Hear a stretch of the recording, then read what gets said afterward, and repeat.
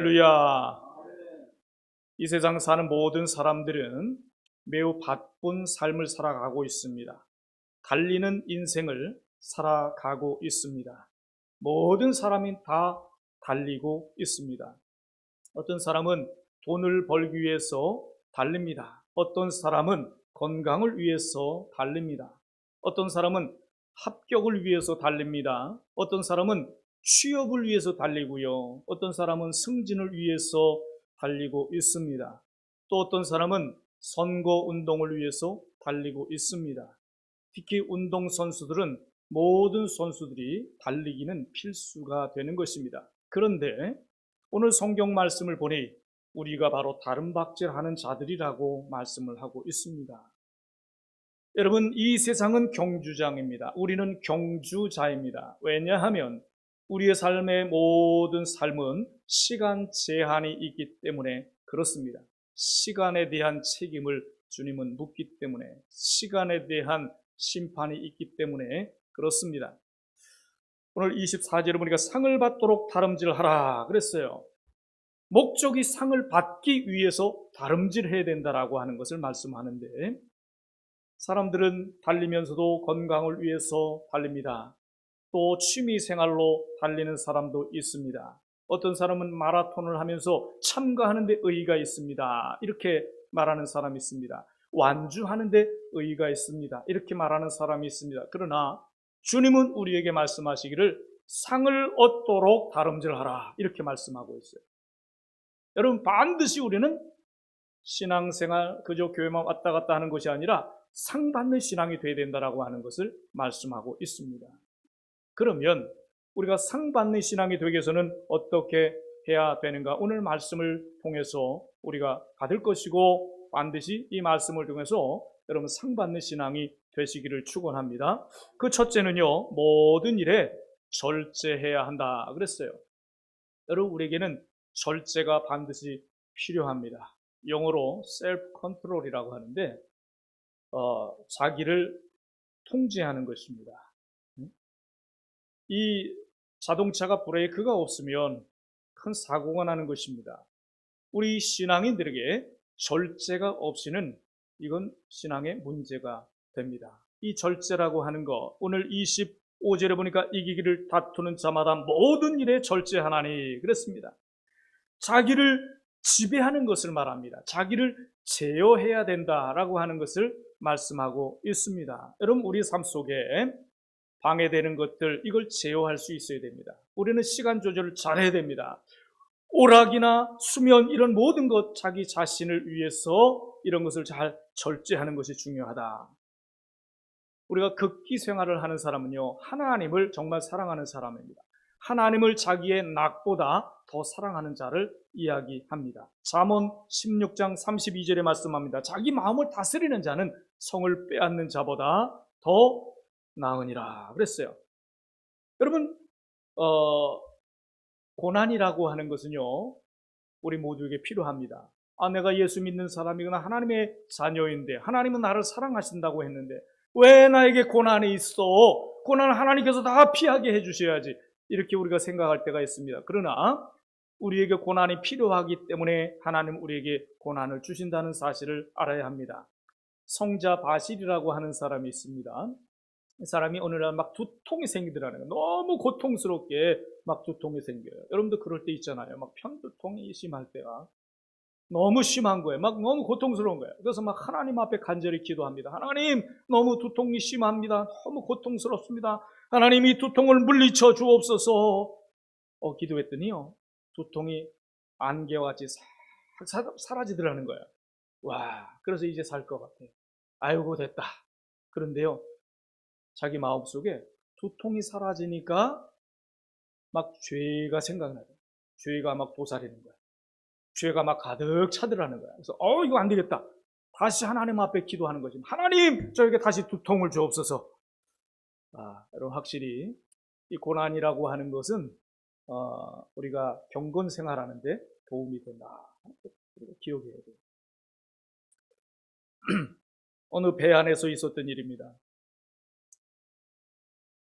이 배 안에서 사람들이요, 막 술을 즐깁니다. 술을 마시고 또 화투를 치면서 도박을 합니다. 그러면서 하나님을 조롱을 합니다. 그런데 조금 있다가 아나운싱이 나오는 거예요. 방송이 나오는 거예요. 지금 큰일 났습니다. 배에 구멍이 나가지고 지금 막 물이 침수하고 있으니 여러분 대피할 준비를 하십시오. 사람들이 우왕좌왕 웅성웅성 하면서 막 이제 정신이 바짝 나는 것입니다. 그랬더니요, 지금 여기서 그 술을 마시면서 도박을 하면서 하나님을 조롱했던 사람들이 술병을 내려놓습니다. 그리고 이 화투를 다 치워버렸습니다. 그러고서는 하나님을 조롱하던 그 사람들이 하나님 용서해달라고 막 회개를 합니다. 근데 조금 있다가 다시 방송에 나오는 거예요. 아이고 여러분 다행입니다. 이게 배에 구멍이 난 것이 아니라 하수구가 막혀가지고 역류한 것입니다. 여러분 마음껏 즐기십시오. 그랬더니 다시 술병을 들기 시작했고 다시 도박을 하기 시작했고 다시 하나님을 조롱하더라, 이런 얘기입니다. 여러분 확실하게 이 고난이라고 하는 것은 죄를 이기는데 도움이 된다는 거예요. 여러분 사람이 일부러 자신을 괴롭게 하는 것은 옳지 않습니다. 그러나 여러분이 고난으로 인해서 우리 죄를 깨닫고 죄를 멀리할 수 있다라고 하는 것은 얼마나 선한 것입니까? 시편 119편 67절에 말씀합니다. 고난 당하기 전에는 내가 그릇 행하였더니 이제는 주의 말씀을 지키나이다. 내가 고난을 만나기 전에는 하나님 없어도 살만했습니다. 그저 내가 즐기며 살았고 내 멋대로 살아갔습니다. 그런데 내가 고난을 통해서 하나님을 바라보게 됐고, 내가 이렇게 방탕했구나, 하나님을 멀리했구나, 그리고 하나님을 다시 찾게 되었고, 고난 때문에 하나님을 의지하며 살아갈 수 있다, 하나님 앞에 기도하며 살아갈 수 있다라고 하는 것이 얼마나 다행인지, 이제 하나님 말씀을 내가 지키면서 살아야지. 이렇게 됐다면 고난이 이 사람을 살린 거예요. 고난이 이 사람은 큰 복이 된 것입니다. 여러분 우리가 군생활, 남자분들 군대 갔다 오신 분들 얼마나 우리가 훈련소에 그 훈련이 강했습니까? 지금은 많이 약해졌습니다만은 옛날에는 제가 훈련소에 입대했을 때만 해도 얼마나 훈련이 셌는지 몰라요. 그때는 하여튼 빠따도 많았고요, 기압이 많았습니다. 제일 편한 기압이 원산폭격이에요. 원산폭격 하도 쉬워가지고 그냥 원산폭격 없는데 잠을 자. 그 정도로 강한 훈련, 강한 그런 기압들이 많았습니다. 여러분 3군 중에, 육해공군 중에 해군 해병이 가장 훈련이 셌습니다. 제가 그 훈련소에 있을 때는, 그때는 이제 해군 해병이 지금은 분리가 됐지만 그때는 같은 해군이었어요. 같은 해군 해병으로서 최강병 육성이라고 하는 캐치프레이드가 있습니다. 그래서 가장 강한 훈련을 시킵니다. 그리고 선발할 때도 가장 체력적으로나 신체에 전혀 이상이 없는, 보장할 수 있는 그런 사람으로서 해군 해병에 나왔다 그러면 이 사람은 보장할 수 있을 만한 건강, 이상이 없는 사람, 이렇게 이야기할 만큼. 그런데요, 그런 강한 훈련이 정말 필요했더라고요. 이런 강한 훈련 때문에 나머지 군생활, 아무리 힘든 일이 있어도 별거 아니었어요. 다 이겨낼 수 있었고, 또 여러분 사회생활 하는데도 얼마나 힘든 일이 많겠습니까? 그러나 그런 훈련소의 훈련을 통과한 사람들은 참는 것도 배우고, 극기력도 생기고, 또 선임자들 잘 섬기는 것도 배우고, 후임자 다스리는 것도 배우고, 그래서 이 군대가, 훈련소가 꼭 필요했다라고 하는 것이죠. 사도 바울도 마찬가지입니다. 하나님의 일꾼이 되기까지는 수많은 훈련이 있었습니다. 다메섹 도상에서 고꾸라뜨림을 당했습니다. 눈이 멀기까지 했습니다. 수많은 고난이 있었습니다. 그러나 그런 고난을 통해서 하나님의 사랑을 깨닫고 하나님의 귀중한 일꾼이 되었다. 그래서 내가 예수 그리스도의 복음을 전파하는 일을 마치기까지는 내 생명을 조금도 귀한 것으로 여기지 아니하노라. 여러분 이 훈련을 통해서, 연단을 통해서 강한 그리스도인이 될 수 있었다 하는 것이죠. 우리가 예수님을 믿게 되면 사탄의 도전을 받습니다. 많은 사탄의 유혹이 있습니다. 그래서 우리는 강하지 않으면 넘어질 수밖에 없어요. 강하지 않으면 우리는 유혹에 넘어갈 수밖에 없다 하는 것입니다. 여러분, 우리가 하나님께서 우리를 먼저 불러주셨어요. 그럼 먼저 부름 받은 자들의 사명은 무엇입니까? 복음을 전하는 것입니다. 주님은요, 우리를 통해서 온 천하보다 귀한 그 생명을 거두십니다. 그런데 세상이 얼마나 악한지 우리도 세상에 나가는 것을 두려워하잖아요. 전도하러 나가는 거 두려워하잖아요. 너무도 세상이 악합니다. 세상 사람들이 악합니다. 기독교인을 대적합니다. 그래서 주님께서 이걸 다 아십니다. 그래서 내가 너희를 보냄을 이리 가운데 양을 보낸 것 같다, 이렇게 말씀하십니다. 그래서 우리는 강한 훈련이 필요하다 하는 것이죠. 여러분, 우리가 주님은 우리를 추수꾼으로 불러주셨다라고 하는 것을 알아야 돼요. 마태복음 9장 37절에 39절에 말씀합니다. 추수할 것은 많되 일꾼은 심히 적도다. 주님이 탄식하시는 거예요. 지금 추수를 해야 되는데 일꾼이 부족합니다. 여러분들이 다 일꾼인데 추수하기를 기뻐하지 않더라 하는 것이죠. 우리가 진짜 추수꾼인데 우리가 추수꾼 역할을 하지 못하니까 지금 누가 추수꾼 역할을 합니까? 신천지인들이. 자기들이 추수꾼이래요. 추수꾼이면 세상에 나가서 추수를 하는 것이 아니라 교회를 대상으로 추수를 합니다. 그리고 교회를 통째로 산옮기게 하자, 이런 훈련도 합니다. 여러분, 우리가 얼마나 갖지 않으면 그들이 추수꾼 역할을 하고 기독교를 대상으로 추수꾼 역할을 합니까? 이사야서의 6장에 보면 내가 누구를 보내면 누가 우리를 위하여 갈고, 주님 말씀하실 때 이사야는 주여 내가 여기 있나이다, 나를 보내소서 하나님 앞에 헌신을 합니다. 저와 여러분도 이런 고백이 있어야 될 줄로 믿습니다. 여러분, 세상의 고난이라고 하는 거, 연단이라고 하는 것은 꼭 필요한 거예요.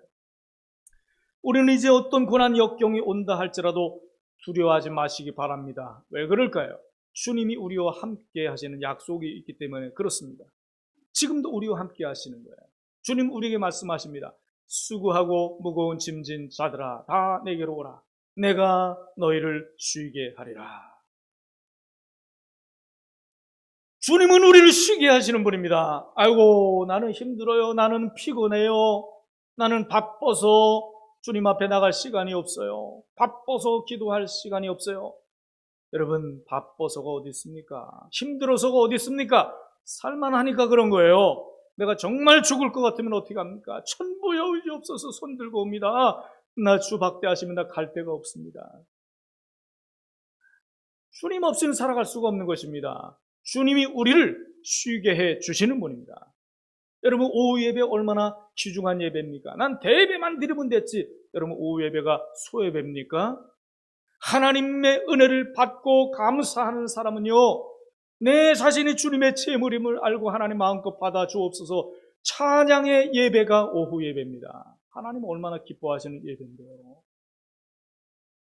내가 번제 예배로 드려졌다면 이제 찬양의 예배로 드리는 거예요. 그것이 나의 진정한 신앙 고백이 되어지는 예배가 오후 예배인 거예요. 우리는 주님 앞에 충전을 해야 돼요. 힘들어요, 바빠요. 충전하지 않고 어떻게 바쁜 일을 합니까? 충전하지 않고 어떻게 피곤하고 힘든 삶을 살아갈 수가 있냔 말이에요. 여러분, 우리는 정말 믿어야 됩니다. 주님이 나의 피난처가 되심을, 주님이 나를 가장 사랑하심을 나는 믿어야 됩니다. 나를 가장 사랑하시기 때문에 주님은 이 땅에 오실 십자가에 달려 돌아가셨잖아요. 그렇게 우리의 생명을 구원하신 분이 우리의 인생을 책임져 주시지 않겠습니까? 너는 내 것이라, 내가 너를 피로 값주고 샀다. 얼마나 우리가 주님 앞에 귀한 존재인지 몰라요. 믿습니까? 의심치 마시기 바랍니다. 우리 시간에 찬송 한 곡 잠깐 하고 또 말씀 받겠는데 이 끝에만 반주해 주세요. 네, 마음에 가득한 의심을 손뼉 치면서 마음에 가득한 의심을 깨치고 지극히 화평한 마음으로 주소를 부르는 인형 예수의 그 피로 속죄한 모든 마음에 섬세한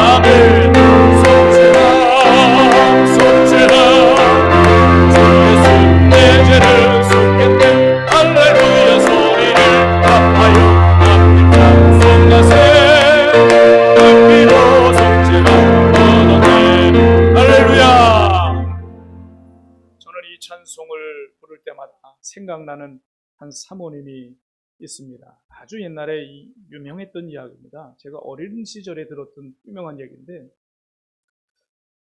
한 처녀가 노처녀인데 시골에서 사는 충청도 아주 시골 마을에서 농사 짓는 자매였습니다.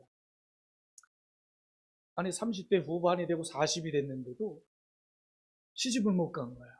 40이 넘으니까 그 기도 제목은 시집 가는 거였습니다. 온 가족들이 이 자매가 시집 가는 거예요. 자매도 꿈에도 소원이 시집 가는 거예요. 하나님 시집 가게 해주세요. 시집 가게 해주세요. 눈만 뜨면 시집 가게 해주세요. 잠잘 때까지 시집 가게 해주세요.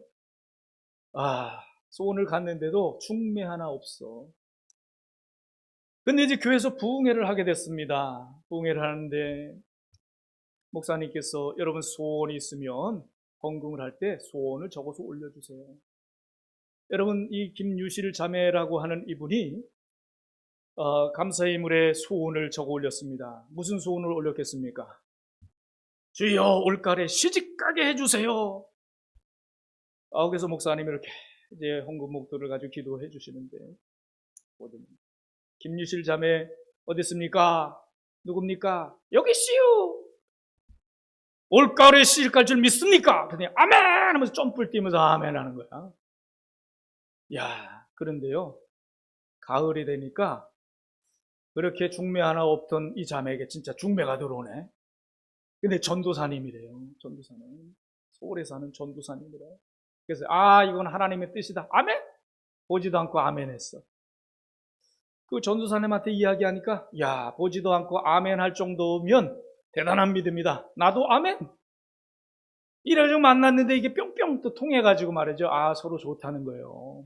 그래서 그 가을에 만나가지고 3개월 만에 결혼을 했습니다.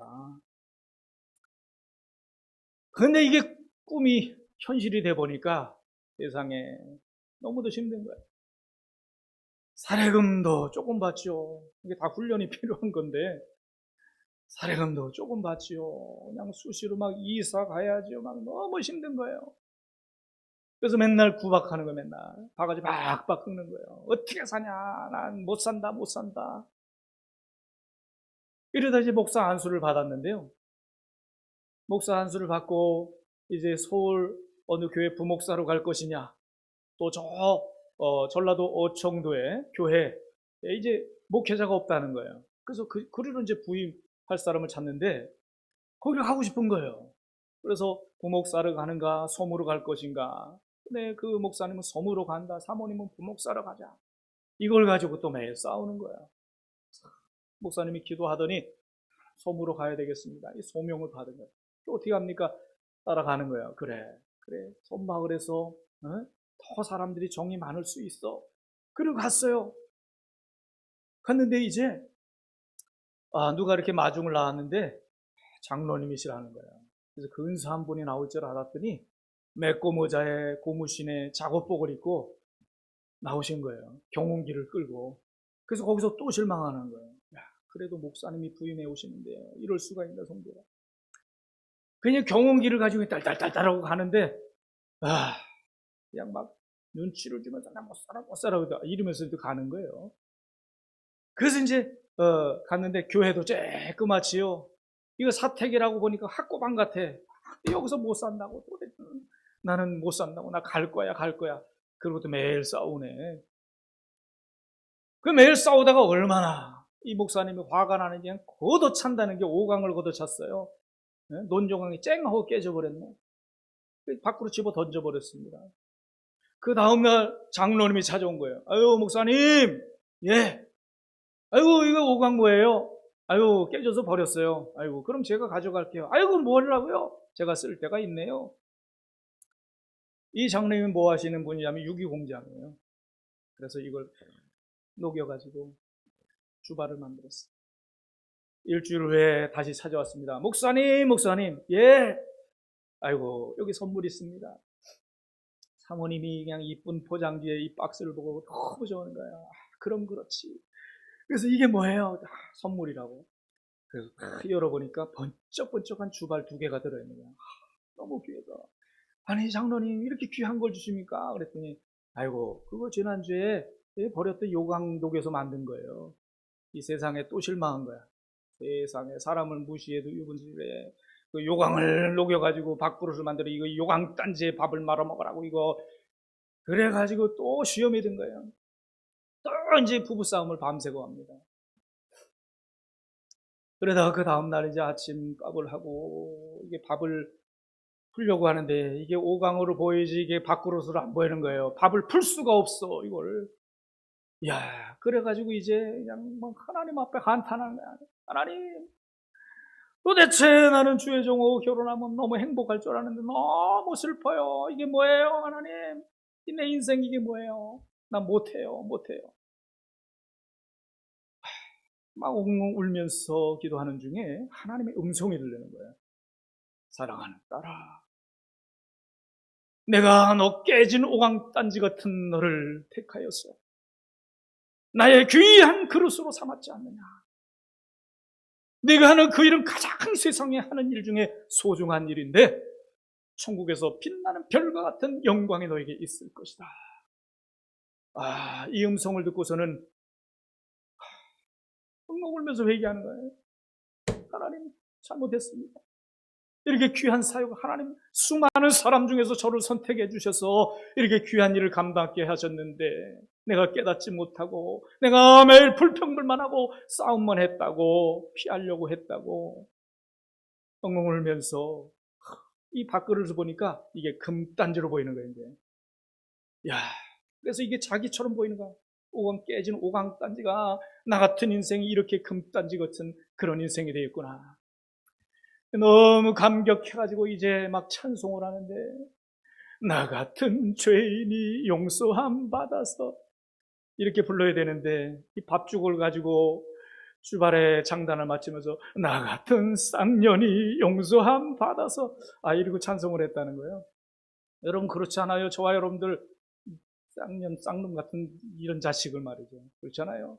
하나님의 이렇게 귀한 종으로 귀한 하나님의 백성으로 삼아주시면 얼마나 감사합니까? 할렐루야. 이걸 생각하자고요.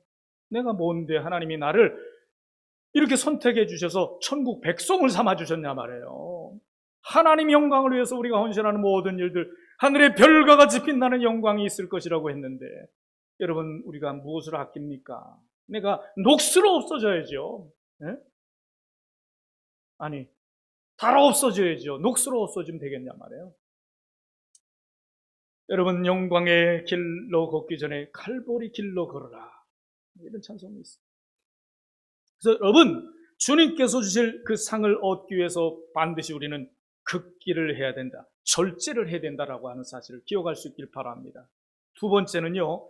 향방 있게 다름질하라. 26절에 나는 다름질하기를 향방 없는 것 같이 아니하고 그랬습니다. 여러분 절제가 꼭 필요하다 그랬죠. 이 절제한 사람은요. 방향을 정하고 달려가야 합니다. 특히 우리 기독신자들은 방향을 정하고 달려가는 사람들입니다. 여러분 배가 어느 목적지까지 가는 데 있어서는 반드시 필요한 것이 있습니다. 무엇입니까? 나침반이라고 하는 것입니다. 나침반이 없는 배는 출발할 때는 똑같지만 결과는 너무도 달라요. 나침반이 없이 가는 배는 마냥 표류할 뿐입니다. 우왕좌왕 이리로 저리로 왔다 갔다 할 뿐입니다. 목적지가 없어요. 우리 생활도 마찬가지예요. 저 천성을 목표로 했다면 우리에겐 나침반이 있어야 합니다. 우리에게서 나침반은 무엇입니까? 바로 하나님의 말씀 성경인 줄 믿습니다. 바로 예수 그리스도가 나의 나침반임을 믿습니다. 천국에 그저 지원이나 해두었다가 죽을 때쯤 있으면 가고 없으면 말겠다. 이것은요 세상의 애착을 가지고 살아가는 사람들의 전형적인 모습입니다. 그래서는 안 되는 것입니다. 우리의 신앙은요 주님을 따라가는 신앙이기 때문에 환난과 시련이 있습니다. 우리 신앙은 사탄과 싸움이기 때문에 올무도 장애도 있습니다. 이 세상 항상 바람 많은 세상이에요. 걸어가는 자는요 바람이 적게 받습니다. 그러나 달려가는 사람은 센 바람을 맞습니다. 왜 나에게 연단이 많아? 왜 이렇게 연단이 세? 하는 사람은요 내가 지금 달려가기 때문에 큰 연단이 있다라고 하는 것을 기억해야 합니다. 이런 찬송 있잖아. 이 가시밭길 인생을 허덕이면서 갈 때에 시험과 환난 많으나 누가? 예수 인도하셨네. 할렐루야. 예수님이 인도하시는 거예요. 우리 현주소는요, 저 천국입니다. 천국의 소망을 두시고 살아갈 수 있길 바랍니다. 누가복음 9장 62절에 말씀합니다. 쟁기를 잡고 뒤돌아보는 자는 하나님 나라에 합당치 않다. 여러분 쟁기질 해보셨어요? 저는 해봤어요. 이 쟁기를 하다 보면은요, 그냥 앞만 보고 똑바로 해야 돼요. 옆을 보고 뒤돌아보고 하면은요, 삐뚤합니다. 우리가 주님을 정했고 목적지를 정했으면 앞만 보고 주님만 바라보고 달려가야지요. 옆을 보고 뒤를 보고 한눈 팔고 그러면요, 삐뚤한 인생이 되고 삐뚤한 신앙이 된단 말이에요. 신앙생활이 똑바로 되지 않습니다. 우리가 저 전성을 목표로 했다면 뒤돌아보고 주위를 바라보는 것 다 이거 방해가 된다. 방해가 돼. 그래서 빌립보 3장 13절에 사도 바울은 뒤에 있는 것 모든 것 잊어버리고 앞에 있는 것을 잡으려고 푯대를 향하여 달려가노라 그랬습니다.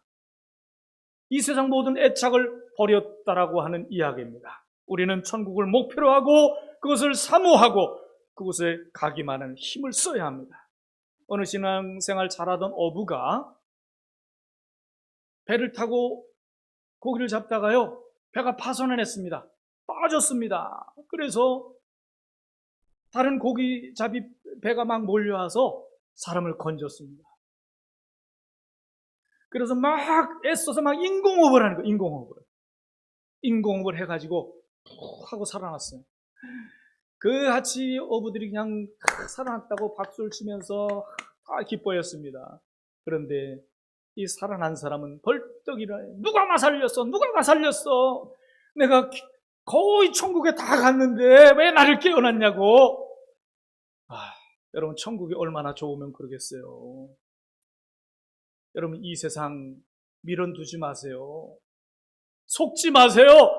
천국은 너무도 영광스러운 곳입니다. 아주 영화로운 곳이 천국입니다. 그것을 사모할 수 있기를 바랍니다. 마태복음 13장 44절에 말씀하기를 천국은 마치 밭에 감춘 보화와 같다. 사람들이 이걸 발견 후에 숨겨두고 기뻐하여 돌아가서 모든 것을 팔아 그 밭을 샀느니라 그랬습니다. 여러분 이것은 천국을 소유한 사람의 그 기쁨이 얼마나 큰가 이것을 보여주는 것입니다. 천국을 소망하며 살아가는 그 사람은 그 기쁨의 감격을 가지고 자기 인생을 다 투자하여 하나님 나라를 사는, 하나님 나라를 침노하는 자에게 것이고, 하늘나라에는 이제 구원받는 것으로 만족하는 것이 아니라 상을 준비해야 되는 것입니다. 이런 인생이 우리는 되어야 된다는 거죠. 세 번째는 기독교 신자는 전쟁하는 자와 같습니다. 성경은요, 우리를 가리켜서 하나님의 군대라고 했습니다. 마귀를 가리켜서 이 세상 임금이라고 했습니다. 여러분 따라서 이 세상을 사랑하는 자는 하나님의 원수라고 성경은 말씀하고 있습니다. 이 세상이라고 하는 개념은 죄를 이야기하는 거예요. 마귀를 따르는 것을 말하는 것이고요, 하나님의 방법대로 살지 않는 것을 말하는 것입니다. 성도 여러분, 우리는 세상에 속한 자가 아닙니다. 하나님께 속한 자입니다. 이 세상은 불완전한 세상이에요. 악한 세상이기 때문에 너무 이 세상에 기대를 걸고 살지 말라는 것입니다. 우리의 소망은 천국입니다. 장차 올 세대 천국을 소망하며 사시기를 바랍니다. 우리가 명심할 것은 우리 육신은 너무 약해요. 이 세상은 너무도 악합니다. 유혹받는 세상입니다. 그래서 우리 자신을 처소복종시켜야 돼요. 여러분 내 자신의 게으름과 나태에 속지 마세요. 내 자신의 똑똑함에 속지 마세요. 나 자신을 처소복종시켜야 됩니다. 주님의 말씀과 일치를 시켜야 됩니다. 여러분 게으르고 죄로 물들기 쉬운 우리 육체와 싸울 수 있는 무기가 세 가지가 있습니다. 그것은 첫째 우리의 믿음이고, 둘째는 하나님 말씀이고, 또 하나는 기도입니다. 이것밖에 없습니다. 이미 거듭났음에도 불구하고 생활에 변화가 없다면 세상에 미련을 두고 살아가기 때문에 그렇습니다. 회개해야 합니다. 사도 바울은 예수님 만난 후에 모든 것을 배설물로 여겼다고 고백합니다. 여러분 우리가 쓰러질 수 있습니다. 그러나 다시 일어나는 것이 중요합니다. 우리 스스로 우리 홀로는 다시 일어나기 힘들지만 주님이 함께하는 인생은 얼마든지 일어날 수가 있습니다. 여러분, 오뚜기와 같이 넘어져도 7번 넘어져도 8번 일어날 수 있기를 바랍니다. 예수님과 함께 달림으로 승리하는 경주자, 반드시 상 받는 우리 신앙이 될 수 있기를 주님의 이름으로 축원합니다.